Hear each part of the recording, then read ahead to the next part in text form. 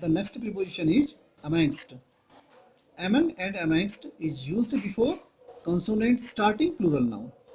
Among और amongst consonant starting plural noun से पहले यूज होता है. जैसे among the boys या we can say amongst the boys. The boys are consonant plural noun. So we can use among or amongst. But amongst is used before vowel starting words. अगर vowel starting words हैं then we will use only amongst. For example, amongst our brothers, amongst us. Our brothers या us जो है ये क्या है, vowel starting words हैं. Amongst our brothers, it's a vowel. Us, it's a vowel. So we will use amongst. Clear है ना? मैं फिर रिपीट करता हूं. कॉन्सोनेंट स्टार्टिंग प्लूरल नाउन से पहले हम दोनों यूज कर सकते हैं, among भी और amongst भी. लेकिन before vowel starting words we can use only amongst. For example, amongst our brothers, amongst us. So here you can see our brothers or us are vowel starting words. So here we will use only amongst. Clear हो गया ना? Now the next preposition is of. Of is used for expression of quantity. Quantity को express करने के लिए of use करते हैं. Here you can see a lot, a number, a great deal, a majority, a minority, a couple. These all are express the quantity. So we will use preposition of. A lot of, a number of, a great deal of, a majority, a minority of, a couple of. अगर आप sentence में करना चाहें तो आप लिख सकते हैं a lot of के लिए there is a lot of understanding between them. Number के लिए a small number of children are educated at home. Couple में कर सकते हैं कि I have a couple of red shirt. ठीक है, तो इस तरीके से जो सेंटेंसेस क्वांटिटी को एक्सप्रेस कर रहे हैं तो वहां पर प्रीपोजिशन ऑफ यूज होता है. Next, belongings and relating to somebody. अगर कोई चीज किसी से संबंधित हो तो वहां पर भी प्रीपोजिशन ऑफ यूज होता है. For example, he is the son of a great politician और this is the car of Deepak. Narendra Modi is the prime minister of India. यहाँ पर हर चीज एक दूसरे से संबंधित है, तो इसलिए हमने यहाँ पर प्रीपोजिशन ऑफ यूज किया है. Third one is made from. For example, Taj Mahal is made of white marble. His house is made of brick. This cap is made of cotton. तो मेड अगर कहीं पर आया हो तो उसकी बात हमेशा ऑफ प्रीपोजिशन यूज होता है. क्लियर है? Next, because of. Because of के कारण. अगर किसी की मृत्यु, किसी की डेथ, फीवर, मलेरिया, कोलरा इनसे होती है तब प्रीपोजिशन ऑफ यूज होता है. जैसे ही डाइड ऑफ फीवर और मलेरिया और कोलरा.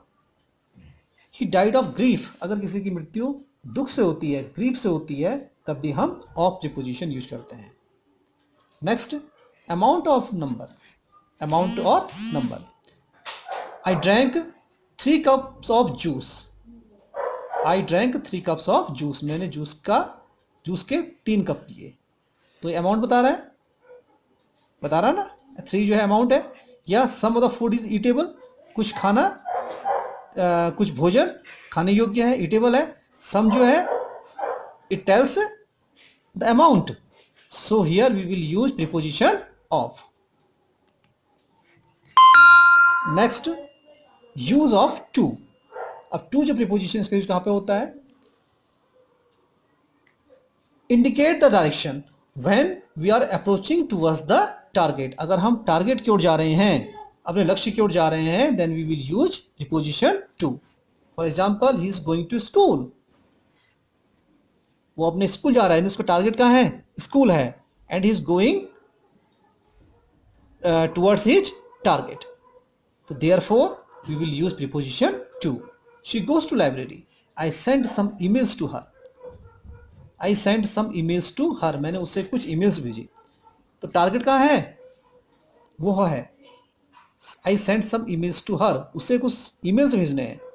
तो ईमेल भेजना एक टारगेट है, उसे भेजना एक टारगेट है, तो यहां पर प्रीपोजिशन टू यूज हुआ।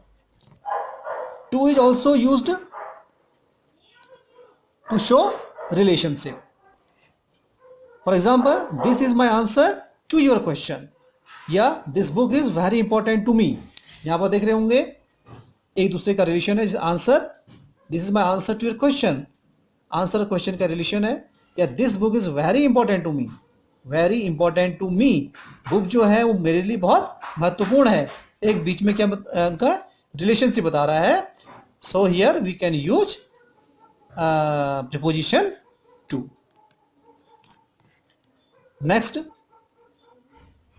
To is used for time from beginning to and.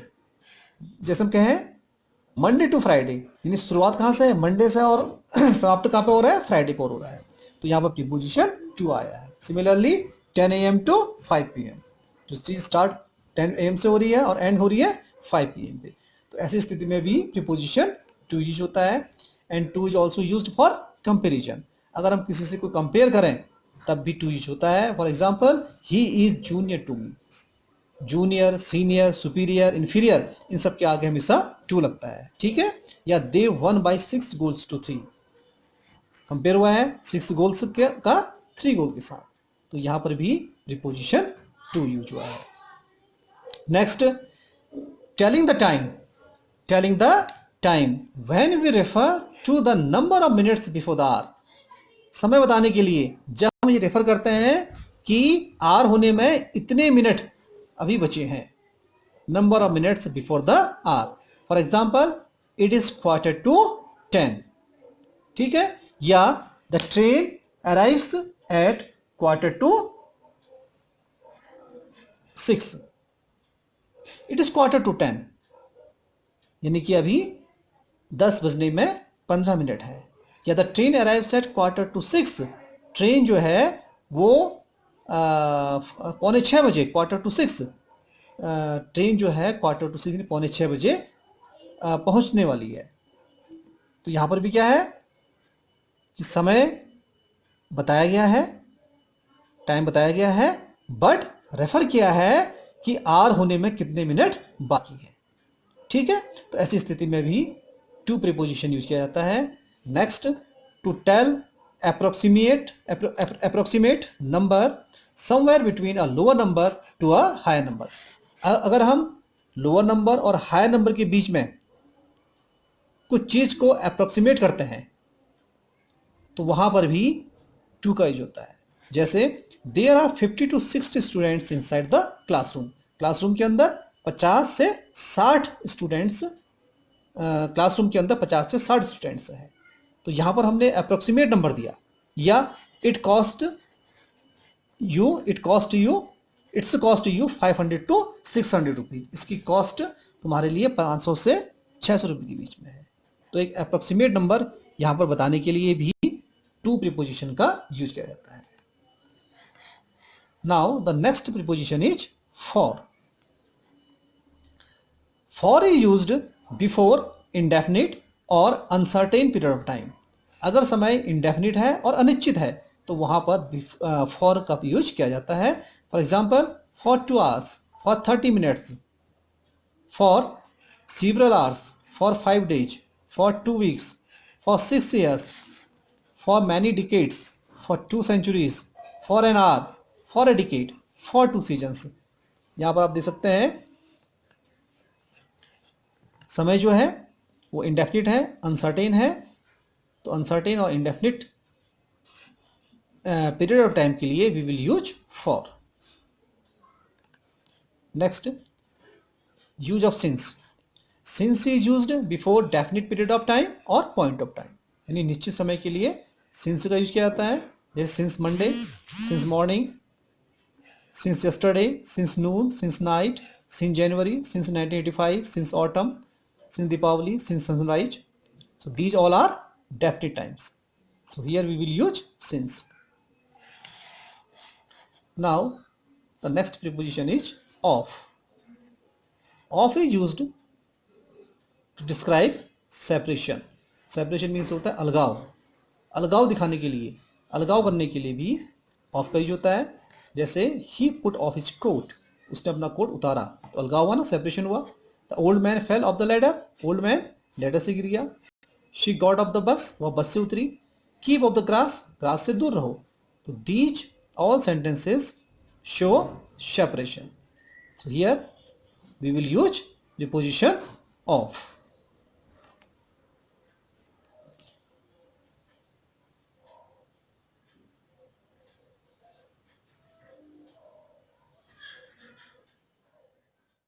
So this is the end of the presentation. I hope this presentation will be very helpful to you. Once again, thank you very much.